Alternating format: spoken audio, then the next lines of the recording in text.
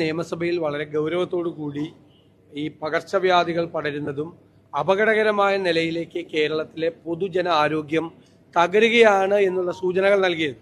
ദൗർഭാഗ്യവശാൽ government അതിനോടൊരു ഗൗരവതരമായ ഒരു പോസിറ്റീവായിട്ടുള്ള പ്രതികരണം അല്ല നൽകിയത്. ഇവർക്ക് അവാർഡ് കിട്ടിയ കാര്യവും വേറെ കാര്യങ്ങളൊക്കെ പറഞ്ഞുകൊണ്ടിരിക്കുകയാണ്. സത്യത്തിൽ ആ സ്ഥിതിയിലല്ല കേരളത്തിന്റെ പൊതുജനാരോഗ്യം. പബ്ലിക് ഹെൽത്ത് എന്ന് പറയുന്നത് വളരെ അപകടത്തിൽ നിൽക്കുകയാണ്. അതിനൊരു പ്രധാനപ്പെട്ട കാരണം മാലിന്യ നീക്കം പരാജയപ്പെട്ടതാണ്. മാലിന്യ നീക്കം, മഴക്കാല പൂർവ്വ ശുചീകരണം നടത്താത്തതിൻ്റെ ഈ ഗതികേടാണിപ്പോൾ യഥാർത്ഥത്തിൽ കേരളത്തിൽ അനുഭവിക്കുന്നത്. മാത്രമല്ല, ഈ ഒരു പ്രിവെൻറ്റീവ് പരിപാടികളൊന്നുമില്ല.